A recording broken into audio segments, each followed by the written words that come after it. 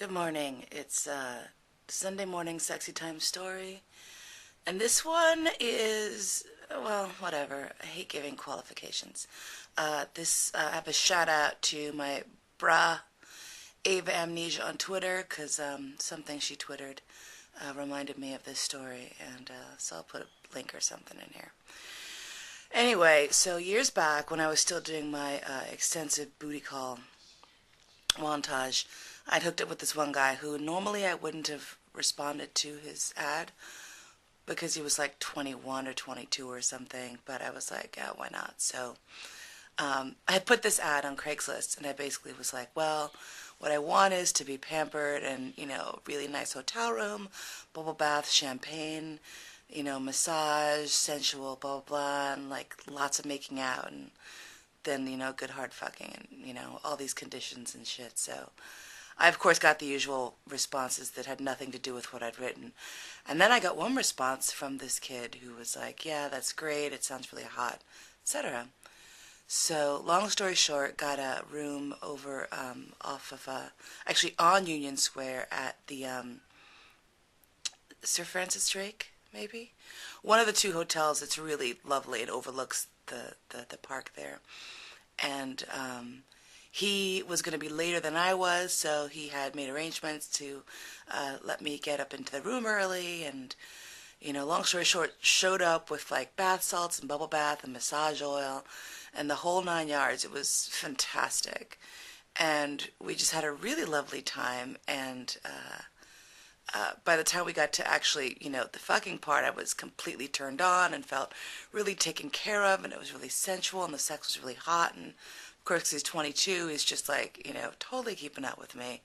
And it was awesome, and I was really rather surprised. And so, we had chatted about, getting together again. I was like, this could be a really good recurring thing. No serious strings attached, because he was all poly and already had a girlfriend. I'm like, actually, in this case, that's fine. I was just looking for someone to hook up with. So a couple days later, I'd sent him an email saying, hey, thanks again for a really great time, and, hope to see you again, and let's make plans for sometime in the next few weeks.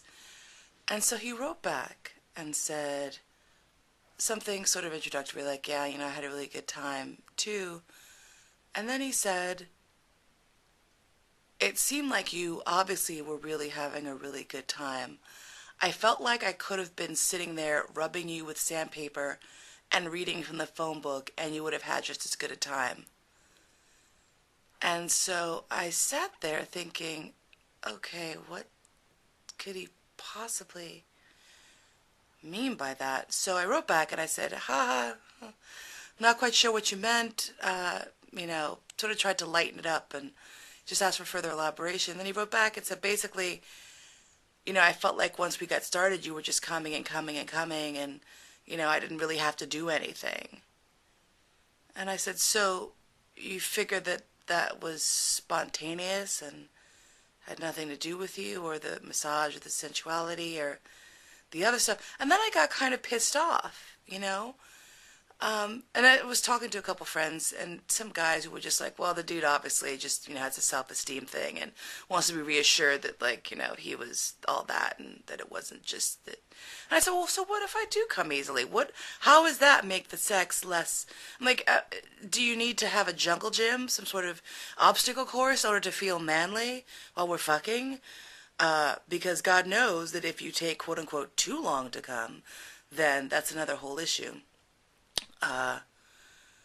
So as a cautionary tale, or whatever you want to call it, gentlemen, look, if you're with a woman who has lots and lots of orgasms very easily and is enjoying you, don't look a gift snatch in the vagina. I don't know what else to say about that.